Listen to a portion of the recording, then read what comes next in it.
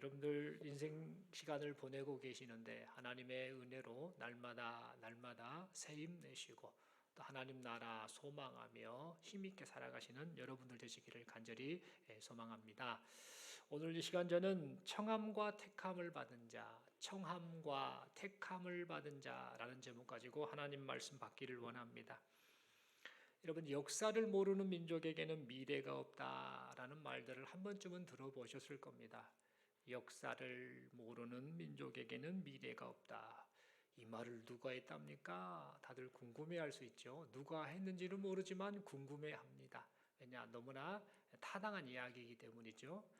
알고 보니까 이 역사를 모르는 민족은 미래가 없다라는 이 말을 단재 신채호 선생님이 했다라는 그런 주장이 있습니다.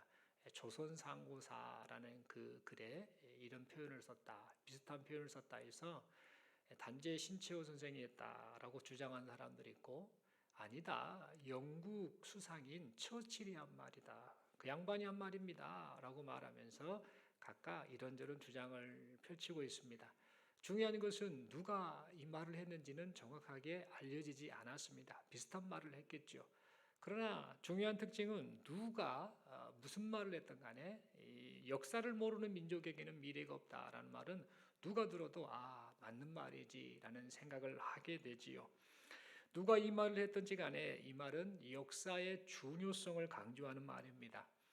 지나온 역사를 살펴보면서 잘한 점 그리고 잘못한 점 이런 것들을 확인하면서 좋은 점은 계승하고 잘못된 점은 개선하는 것, 그렇게 했을 때 미래가 있는 것이다. 그것이 인간 개인사에 있어서도 미래가 있는 행동이고 나라와 민족의 역사 가운데서도 그렇게 하는 것이 미래가 있는 모습이다 라고 우리는 그렇게 이해할 수 있습니다. 여러분, 이 말은 인생을 살아가는 사람들이 마음에 새겨들어야 할 말이지요.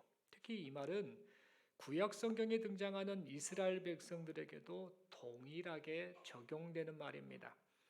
여러분, 이스라엘의 역사를 한번 살펴볼까요? 이스라엘의 역사를 살펴보면 이 이스라엘의 역사는 하나님의 은혜가 가득한 그런 역사였습니다. 하나님께서는 이스라엘의 조상인 아브라함을 부르실 때 은혜로 그를 부르셨습니다. 똑같이 우상을 섬기는 그 많은 사람들 가운데서 은혜로 하나님께서 아브라함을 부르셨지요. 그리고 그의 후손 이스라엘, 이 민족을 은혜로 애굽 땅에서 건져두셨고 계속해서 그들의 발걸음을 인도해 주셨습니다. 그리고 이 이스라엘 백성들을 하나님의 백성 삼아 주셨습니다. 그뿐만 아니라 이제 이 이스라엘 민족에게 어마어마한 사명을 부여해 주셨습니다. 너희들은 내 백성이다. 그런데 그냥 내 백성이 아니라 세상을 향해서 하나님의 주인 되심, 하나님의 왕 되심, 하나님의 나라, 그리고 하나님 나라 백성이 어떻게 살아야 하는가, 그리고 사람이 본래 이 땅에 태어나서 사는 목적이 무엇이고 사람의 사람됨이 무엇인지를 분명하게 세상을 향해 알리는 그 사명을 너희에게 준다라고 하시면서 하나님께서 이스라엘 백성들에게 사명을 부여해 주셨습니다. 그래서 이스라엘 백성들은 세상 속에서 명실상부하게 하나님의 백성이었습니다. 그런데 문제가 발생하지요. 시간이 지나면 지날수록 이스라엘 백성들은 하나님의 백성이라는 자기 정체성을 잃어버리고 말았습니다. 그리고 하나님이 맡기신 그 어마어마한 사명, 하나님의 이름으로 하나님을 알리는 그 어마어마한 사명을 그만 잃어버리고 말았습니다. 그들은 세상을 향해서 하나님의 나라를 알리기는커녕 세상 나라에 푹 빠져버렸죠. 그래서 오히려 세상의 그 죄악들에 물들어 버리고 말았습니다. 그런 이 이스라엘을 보신 하나님께서는 너무나 마음 아파하셨지요. 그래서 많은 선지자들을 계속해서 역사 가운데 이스라엘 백성들에게 보내주셨습니다. 그리고 이 선지자들을 통해서 하나님의 그 예타는 마음을 계속해서 전하게 하셨습니다. 어서 돌아와라. 어서 돌아와라. 어찌하여 내 백성이 이렇게 타락하고 말았느냐. 어서 돌아와라. 어서 돌아와라. 어찌하여 세상을 살리는 그 사명을 부여했건만 그 사명을 잃어버리고 이 모양 이 꼴이 되어버리고 말았느냐 라면서 선지자들을 통해서 하나님의 그 애타는 마음을 전해 주셨던 겁니다. 그런데 여러분, 이 이스라엘은 이런 애타는 하나님의 마음을 깨닫지 못했습니다. 하나님의 애타는 마음을 깨닫기는커녕 오히려 하나님이 보내신 선지자들을 핍박하고 죽이기까지 했습니다. 그들은 결국 자신들을 부르신 그 하나님을 무시하고 말았던 것이죠. 세월이 좀 흐르면 이들의 모습이 좀 좋게 변하려나라고 생각을 해야 할 텐데, 문제는 이들이 세월이 지나도 나아지기는커녕 계속해서 하나님의 마음을 나쁘게 하고 하나님과의 관계가 멀어져 버리고 말았습니다. 더 나아가 이제 하나님이 도저히 안 되겠다 하셔서 하나님의 아드님이신 예수님을 직접 이 세상에 보내주셨음에도 불구하고 그들은 계속해서 악행을 저지르고 말았습니다. 성경을 잘 알고 누구보다도 정성을 다해 우리는 하나님께 제사한다 라고 그렇게 자부했던 종교 지도자들은 예수님을 배척했습니다. 예수님을 죽이려고 혈안이 되어 있었던 사람들, 그들이 바로 예수님 시대의 종교 지도자들, 또 그들의 영향을 받은 사람들의 모습이었습니다. 그래서 우리 예수님께서는 이러한 이들의 그 죄악상을 고발하는 심정으로, 그리고 하나님의 나라가 가까웠다, 하나님의 나라가 임했다, 장차 하나님의 나라가 완성될 것이다, 그러니 제발 좀 돌아오라 라는 그런 예타는 심정으로 복음을 선포하셨습니다. 여러분, 이상의 이 내용들, 이런 사건들, 역사적 사건들, 그리고 이 역사적 사건을 보고 계신 예수님의 그 심정이 담긴 말씀이 바로 조금 전에 우리가 함께 읽었던 오늘 본문의 말씀입니다.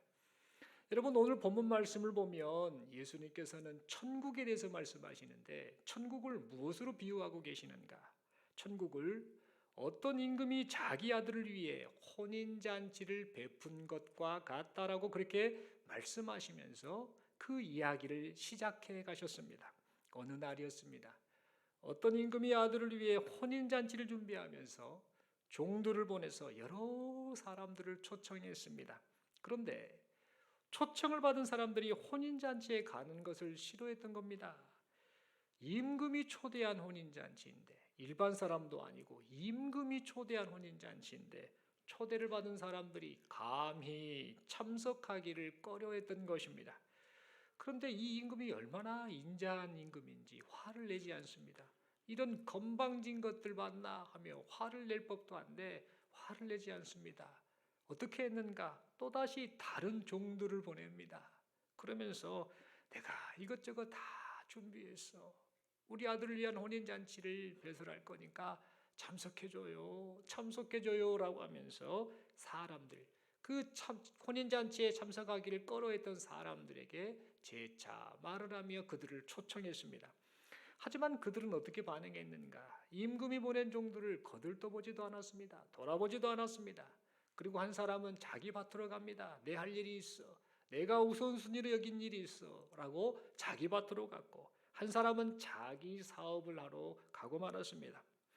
그들은 왜 이런 행동을 했는가? 임금이 초대한 혼인잔치보다 지금 내 일, 내가 중요하게 여기는 내 일이 더 중요하다라고 읽었기 때문에 임금이 하는 말에 대해서 존중하지 않고 무시하는 그런 마음으로 임금이 보낸 종들의 말에 아랑곳하지 않았습니다. 심지어 그들 가운데 남은 자들은 임금이 보낸 종들을 잡아서 모욕하고 그리고 죽이기까지 했습니다. 그러자 임금이 이 사실을 알게 됩니다. 그리고는 이 임금, 그렇게 인자한 임금이 대노를 하게 됩니다. 그래서 군대를 보내서 그 살인한 자들을 진멸하고 동네를 불살라 버렸습니다. 엄청난 그 진노가 있었던 것이죠. 그리고 나서 임금은 다시 종들에게 명령합니다. 내가 이미 혼인잔치를 다 준비했다. 이미 혼인잔치가 준비되었으니까 너희는 네거리 길에 나가서 그곳에서 사람들을 다 데리고 오라라고 그렇게 명령을 했습니다. 여러분, 네거리 길로 보냈다라고 말하고 있는데 이 네거리 길이 도대체 어떤 곳일까? 성경은 외경, 위경, 정경 이렇게 구분할 수 있는데, 성경을 또 그 배경을 참고할 수 있는 이 성경의 외경이 있습니다.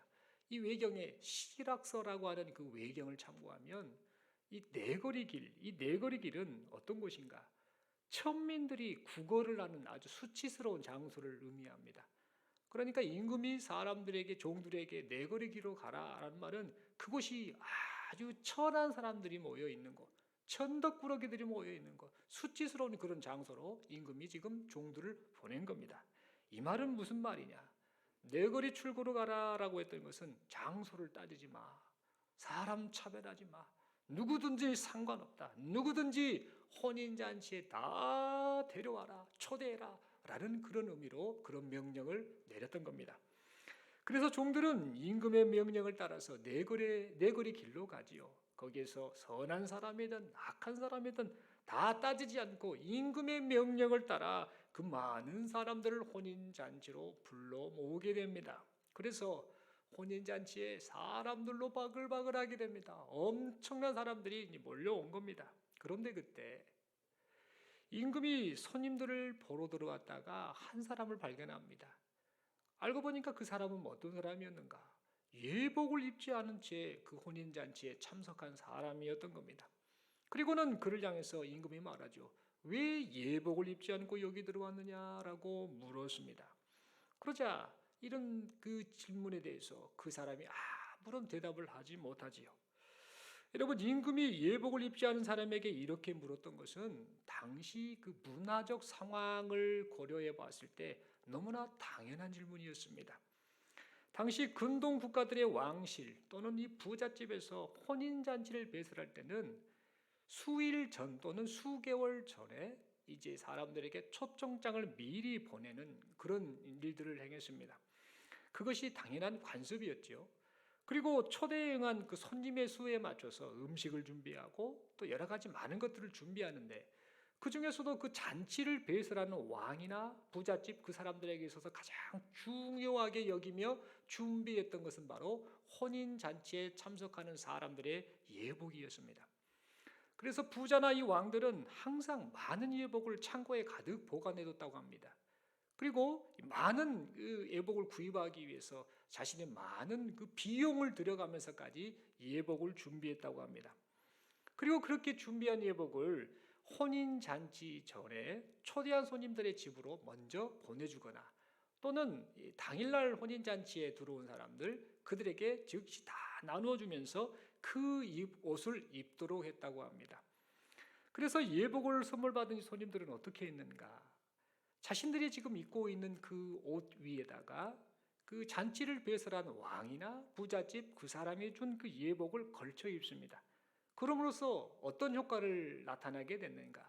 지금 자기 모습은 초라하고 더러운 모습이지만 그 왕이나 부잣집 주인이 준 그 예복을 걸쳐 입으면서 영광스럽게 그 잔치에 참여할 수 있었다라고 합니다. 그런데 여러분, 만약에 이 혼인잔치에 참석한 사람이 만약 예복을 입지 않았거나 또는 제대로 갖추어 입지 않거나 아니면 예복을 입기는 입는데 약간 어중간하게 대충 걸쳐 입거나 라고 한다면 이런 행동은 어떤 행동인가? 그 예복을 준비해서 마련해 준 왕이나 부잣집 주인에 대한 무례한 행동으로 인식되었습니다. 그래서 어떻게 되는가? 결국 왔다 할지라도 그 자리에서 쫓겨나는 그런 신세가 되고 말았습니다. 역사가들에 의하면 어떻게 말을 하냐면 실제로 왕의 잔치에서 이런 경우 예복을 입지 않았거나 아니면 예복을 건성건성 대충 거쳤다든지 제대로 갖추어 입지 않았을 경우에는 처형되는 경우도 종종 있었다라고 그렇게 기록을 하고 있습니다. 그런데 여러분, 이와 같은 이 문화적 상황 속에서 예수님의 비유에 등장하는 혼인잔치에 참석한 사람, 이 사람이 예복을 입지 않은 채 혼인잔치 자리에 앉아 있었던 것입니다. 그래서 그 모습을 본 임금이 즉시 사환들을 시켜서 예복을 입지 않은 자의 손발을 묶어서 바깥 어두운 데 내던지라고 명령을 했습니다. 그래서 결국 그렇게 형벌을 받게 된 사람은 슬피 울며 이를 갈게 되고 말았지요. 여러분, 예수님의 비유는 이렇게 끝이 나고 있는데요. 예수님께서 여러분 이 비유를 통해 무슨 말씀을 하고 싶으셨던 걸까요? 지금 이 비유를 당시에 듣고 있었던 종교 지도자들, 사람들에게 지금 하고 계셨고 또 오늘날 이 똑같은 말씀을 우리가 듣고 있는 우리에게 도대체 예수님께서 무슨 말씀을 하고 싶으셔서 이 비유 이야기를 하셨을까요?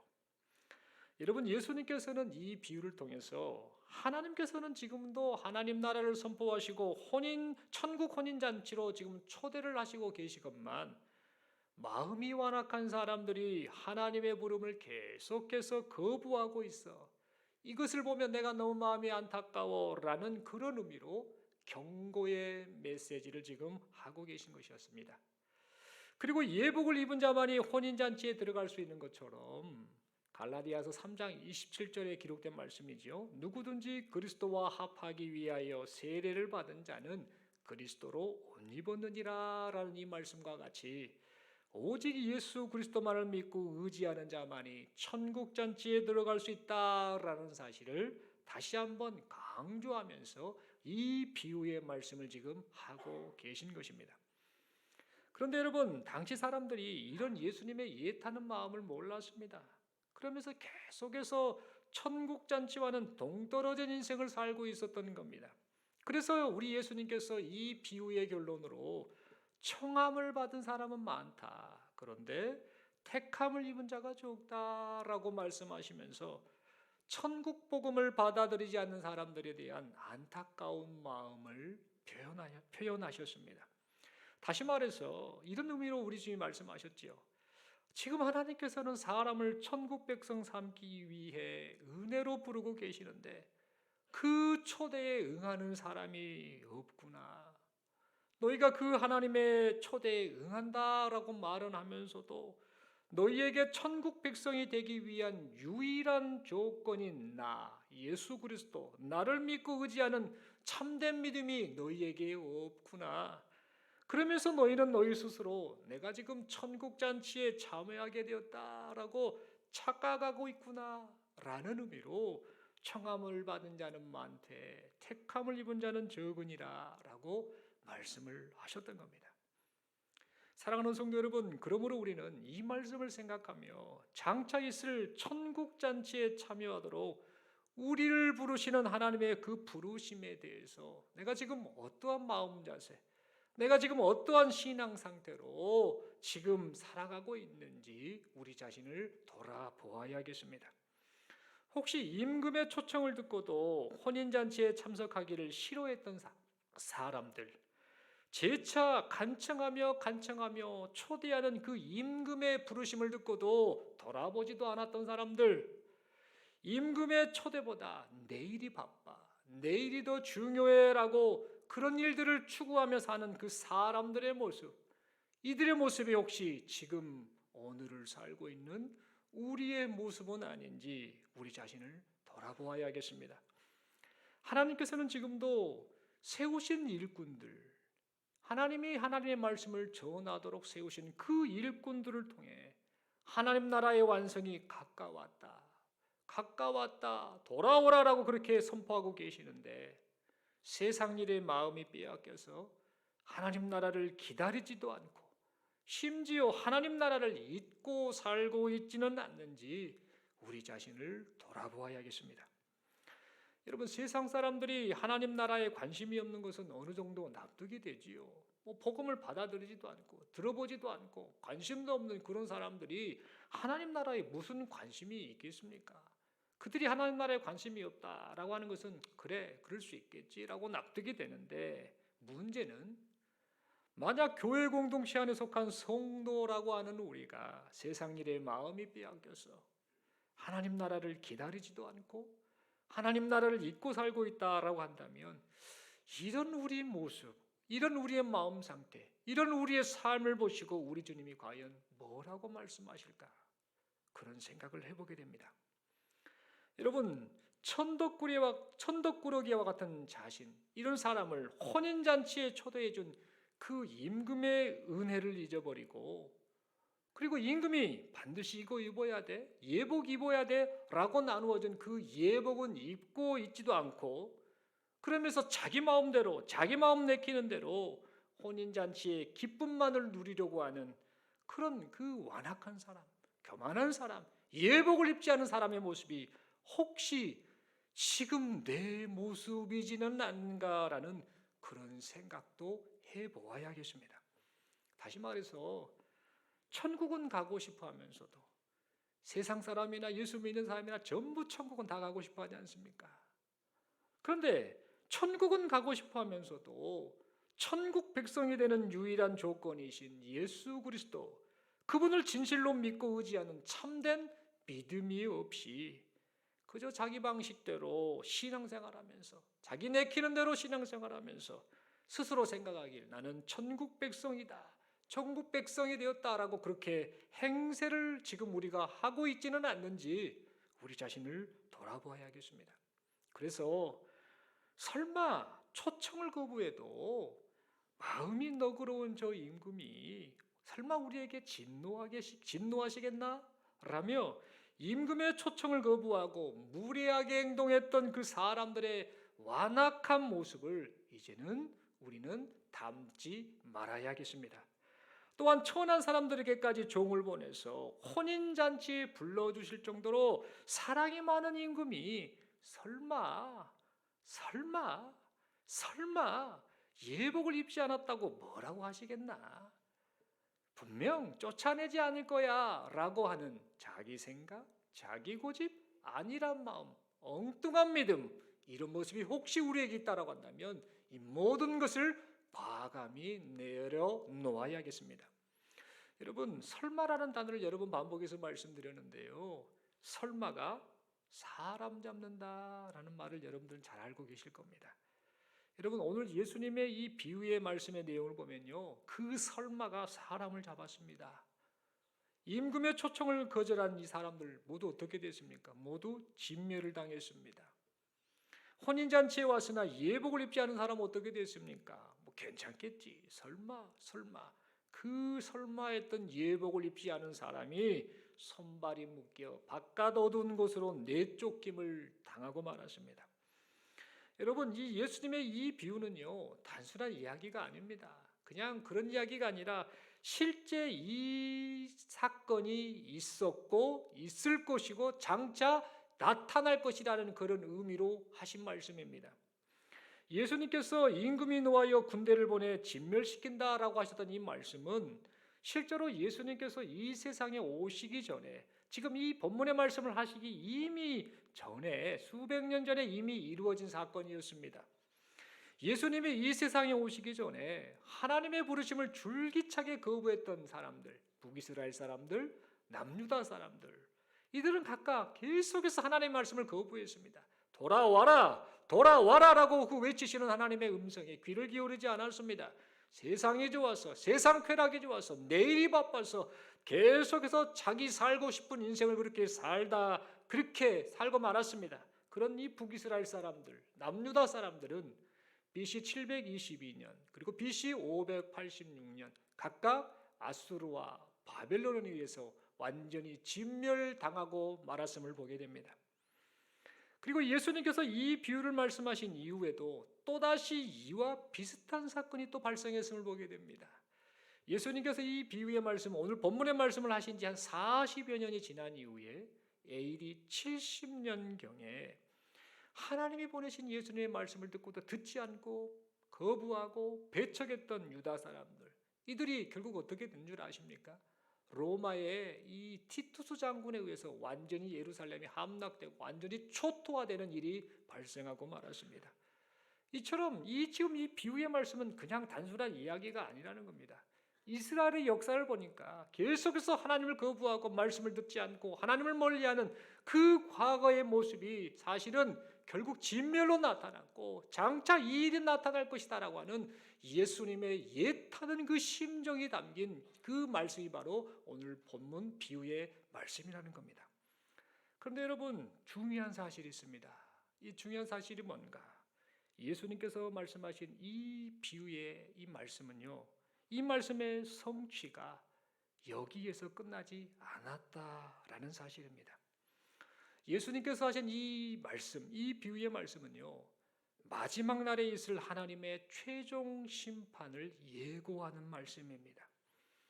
그러니까 군대를 보내 진멸하고 또 예복을 입지 않은 사람이 바깥 어두운 곳에 내쫓겨 슬피 울며 이를 갈리라 라는 이 말씀은요, 어떤 것을 의미하느냐? 장차 하나님의 끊임없는 부르심을 거부하는 사람들, 그리고 구원의 유일한 조건이신 예수님에 대한 참된 믿음이 없이 그냥 겉으로만 천국 백성 행세를 하는 사람들, 그들에게 장차 반드시 최종 심판이 있을 것이다 라는 의미로 하신 말씀이었던 것입니다.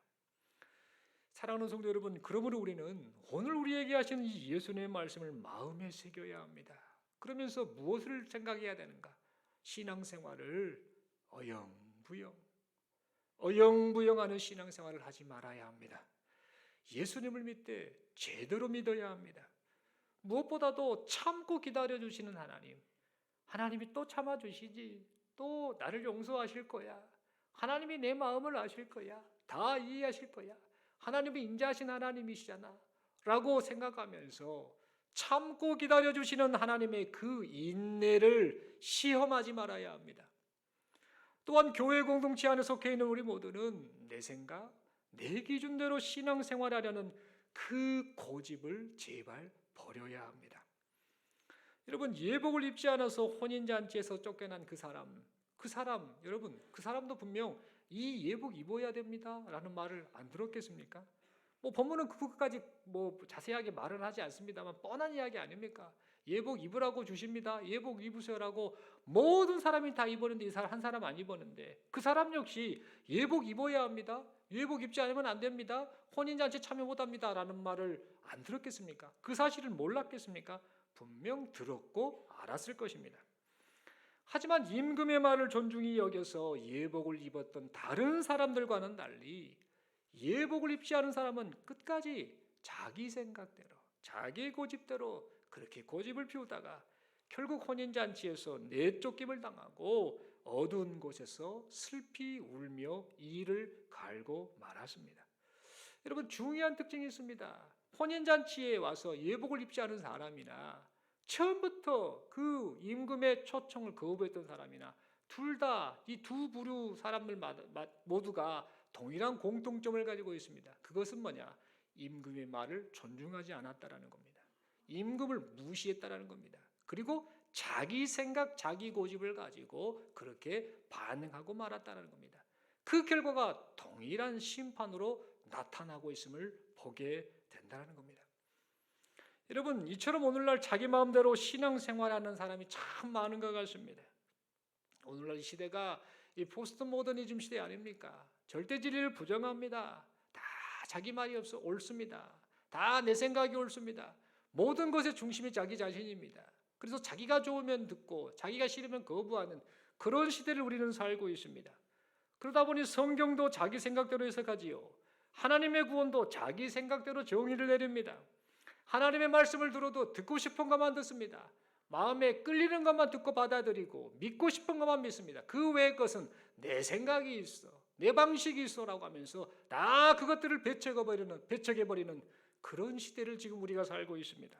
그래서 하나님은 사랑의 하나님이시니까 다 용서하실 거야, 심판도 하지 않으실 거야 라는 엉뚱한 자기 확신을 마치 참된 믿음인 것처럼 포장해서 그렇게 착각하며 사는 자들이 많다라는 겁니다. 여러분, 얼마나 안타까운 모습인지 모릅니다. 그러므로 여러분, 이 시간 우리는 다시 한번 이 하나님의 말씀 앞에 우리 자신을 가만히 돌아보고 성경이 하나님에 대해서 어떻게 말씀하시는가에 대해서 다시 한번 귀를 기울여야 합니다. 성경은 계속해서 말씀하고 있습니다. 하나님은 사랑의 하나님이다. 죄를 용서하시는 사랑의 하나님이다. 그러나 동시에 알아야 한다. 하나님은 죄에 대해서는 반드시 심판하시는 공의의 하나님이시다라는 사실을 분명하게 말하고 있다는 사실을 우리는 잊지 말아야 합니다. 그리고 죄를 심판하시고 죄인을 구원하시기 위해서 하나님의 아드님이신 예수님께서 직접 희생되셨다라는 사실도 우리는 잊지 말아야 합니다. 하나님께서 아들을 희생시키시면서까지 인간의 죄값을 대신 치르게 하신 이유가 죄 문제를 해결받지 못한 사람에게 반드시 심판이 있기 때문이고, 그리고 그 심판으로부터 우리를 구원해 주시려고 하나님께서 아들까지 희생시키셨다라는 사실을 우리는 결코 잊지 말아야 합니다. 그러므로 우리는 늘 무슨 생각을 해야 되는가? 예수님께서 왜 이 세상에 직접 오셨는가? 왜 하나님의 아들 예수님이 직접 오셨는가? 왜 이 세상에 직접 오셔서 줄기차게 선포하신 말씀이 하나님의 나라가 가까웠다, 하나님의 나라는 이렇다라고 이렇게 알리셨는가? 그리고 왜 계속해서 우리 예수님께서 세상 종말을 말씀하셨는가? 도대체 왜 그렇게 하셨는가에 대해서 깊이 있게 생각해 보아야 합니다. 여러분, 사람들은 실제로 최후 심판이 있을 것이다 라는 사실을 믿고 싶어 하지 않습니다. 믿으려고 하지도 않고 듣고 싶어 하지도 않습니다. 그러나 여러분, 사람들이 인정하든 인정하지 않든 믿든 안 믿든 간에 분명한 사실은 우리 주님의 말씀처럼 최후 심판의 날이 모든 인간을 기다리고 있다라는 사실입니다. 여러분, 살면서 우리는 우리 주변에서 한 사람 한 사람 이 세상을 떠나는 일들을 보게 되죠. 한 사람 한 사람 때가 되면 돌아가십니다. 연세가 드셨다가 돌아가시는 분, 젊어서 돌아가시는 분, 안타깝지만 한 사람 한 사람 이 세상을 떠나게 된 것을 보게 됩니다. 여러분, 이때 여러분들은 무슨 생각이 드십니까? 나도 때 되면 떠나겠구나, 이 세상에 흔적도 없이 사라질 날이 있겠구나라는 그런 생각 들지 않으십니까? 죽는 것 자체가 두려운 분들도 있을 겁니다.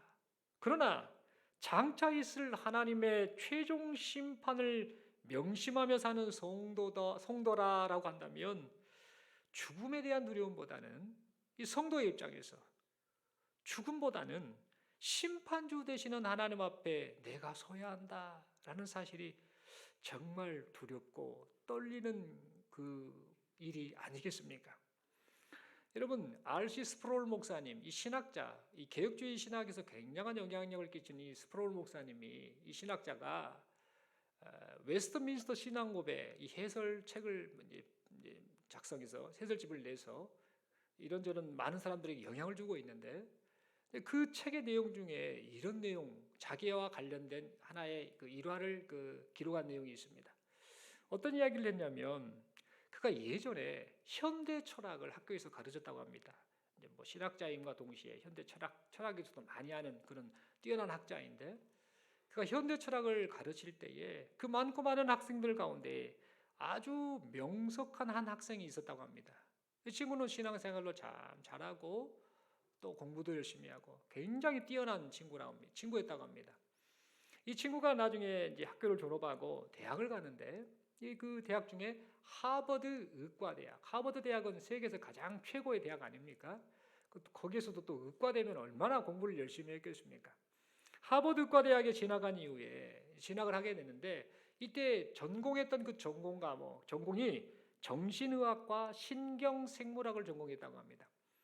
그리고 나서 그 과목을 전공하면서 이 박사학위를 받게 되고 계속해서 그 분야에 이제 뛰어난 학자로까지 성장하게 되었다고 합니다. 이 제자가 최첨단 기술을 동원해 가지고 뇌에 관한, 사람의 머리 뇌에 관한 이 뇌 기능, 그리고 뇌신경 접합부에 관한, 뇌신경이 어떻게 반응이 되고 사람의 몸과 뭐 감각신경과 어떻게 연관되는가, 이것저것을 다 연구를 하고, 그리고 뇌가 지금 습득한 자료, 이런 자료들을 어떻게 다루는가에 대한 여러 가지 이 뇌와 관련된 이런 연구를 하게 되었다고 합니다. 그러다가 계속해서 연구를 하면서 어마어마한 연구 결과를 하나 얻게 되었다고 합니다. 그리고는 엄청 놀라며 충격을 받게 되었다고 합니다.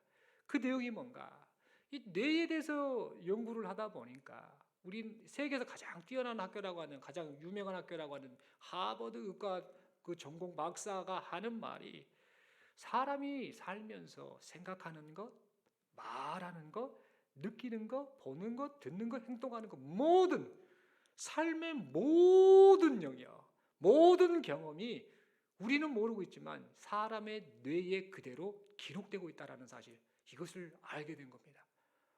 그리고서는 사람이 치매에 걸리고 뭐 잊어버리고 그냥 끝나는 것 같은데, 그게 아니라 이 뇌는 계속해서 이 모든 것, 태어나서부터 죽을 때까지 모든 걸 다 이것을 저장하고 있다는 사실을 이 사람이 깨닫고 나서는 신앙의 충격적인 고민에 빠지게 되었다라고 합니다.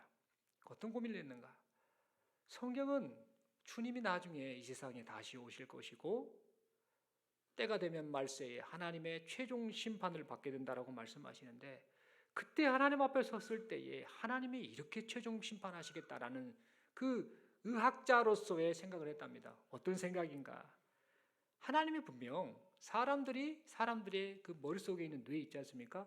뇌만 살짝 끄집어내서 만약에 탁자 위에다 다 올려놓고 그러시면서 하나님이 전원 연결을 탁 해서 마치 의학자들이 하는 행동처럼 그렇게 해서 전원을 탁 켜면 이 뇌에 담긴 모든 것들, 말하는 거, 들었던 거, 생각하는 거, 보았던 거, 모든 인생의 모든 부분이 그대로 재생되겠구나. 그러면 내가 지금 살아왔던 이런 모습이 과연 하나님 앞에 어떤 모습일까? 라는 그런 심각한 고민에 빠지게 되었다라는 겁니다. 그러면서 이 내가 결국에는 재생되면서 내 모든 삶을 전부 하나님 앞에 전부 드러내 보이겠구나 라고 하면서 로마서 14장 12절의 말씀, 우리 각 사람이 자기 일을 하나님께 직고하게 될 것이라 라는 이 말씀이 그게 사실이구나, 그것이 실현되겠구나 라는 사실을 깨닫게 되었다고 합니다. 그러면서 그는 두렵고 떨리는 마음으로 예수님을 믿고 의지하는 자신의 믿음, 그리고 성도로서의 자신의 삶을 돌아보게 되었다라는 그 이야기가 그 책에 나와 있습니다. 사랑하는 성도 여러분, 완성될 하나님의 나라가 점점 다가오고 있습니다. 우리 주님 오실 때가 심히 가까워지고 있습니다. 그러므로 여기 모인 우리 모두는 우리가 하나님 앞에 서야 할 날을 생각해야 합니다. 하나님 앞에 서야 할 날을 생각하면서 우리 자신의 마음 상태, 우리 자신의 신앙 상태를 돌아보는 여기 모인 우리 모두가 될 수 있기를 소망합니다. 지금도 계속해서 천국 잔치로 초대하시는 그 하나님의 청함에 우리가 지금 어떠한 자세로 반응하고 있는지 우리 자신을 돌아보아야겠습니다. 천국 잔치에 참여할 수 있는 천국 잔치의 예복 되시는 예수 그리스도, 그 예수 그리스도만을 진실로 믿고 의지하는 참된 믿음이 내 안에 있는가? 내가 그 고백을 가지고 인생을 살고 있는가? 우리 자신을 돌아볼 수 있기를 바랍니다. 그리하여서 인류 역사상 하나님의 청함을 거부했던 완악한 사람들의 그 부끄러운 역사, 그것을 우리가 더 이상 되풀이하지 않기를 바랍니다. 그래서 어떠한 순간에도 우리의 유일한 구원자 되시는 예수 그리스도만을 믿고 의지하고 바라보는 여기 모인 우리 모두가 될 수 있기를 간절히 소망합니다. 아멘이십니까? 여러분, 이렇게 오직 예수님만을 바라보며 참된 믿음을 고백하는 여기 모인 우리 모두, 오직 예수만이 나의 소망입니다라고 고백하는 여기 모인 우리 모두가 바로 하나님의 청함과 하나님의 택함을 동시에 받은 자인 줄로 믿습니다. 마지막으로 서로에게 이렇게 인사하겠습니다. 천국잔치 함께 갑시다. 그러면서 서로 마주보면서 째려보지 마시고 온화한 눈으로 이렇게 묻겠습니다. 예수 예복 입으셨습니까? 네, 질문으로만 끝내지 마시고 오늘 댁에 가셔서 가만히 한번 생각해 보시게요. 최종 심판이 다가오고 주님 앞에, 하나님 앞에 설 날을 생각하며 내가 지금 하나님의 그 말씀에 귀를 기울이고 있는가? 내가 지금 예수로 옷 입었는가? 예수만 의지하는가? 그 믿음으로 내가 살고 있는가 돌아보았으면 합니다. 마지막으로 서로에게 인사합니다. 예수님만이 우리의 유일한 소망 되십니다. 여러분, 본질에 충실한 성도 어떤 성도일까요? 어떤 사람일까요? 뭐 다른 거 있겠습니까?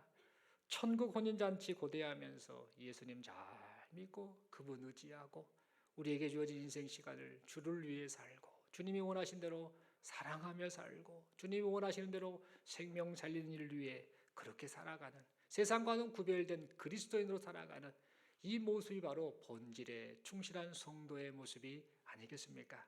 이렇게 지금도 그런 인생을 살고 계시는 여러분들을 축복하고 앞으로도 변함없이 이 믿음의 길을 우리 주님 바라보며 끝까지 달려가시는 여기 모인 우리 모두가 될 수 있기를 간절히 소망합니다. 기도드리겠습니다. 하나님 아버지 은혜를 감사합니다. 말씀 받았습니다. 우리에게 인생을 살 수 있는 기회 주셔서 감사합니다. 예수 믿게 해주셔서 감사합니다. 천국 혼인잔치 영원한 하나님 나라를 우리에게 선물해 주셔서 감사합니다. 지금도 계속해서 말씀을 통해 우리를 부르시고 우리를 초청하시는 그 하나님의 음성에 귀를 기울이게 하여 주시고, 그리고 유일한 우리의 예복 되시는, 유일한 우리의 구원의 조건 되시는 예수 그리스도만을 온전히 믿고 의지하는 우리 모두가 되게 하여 주시옵소서.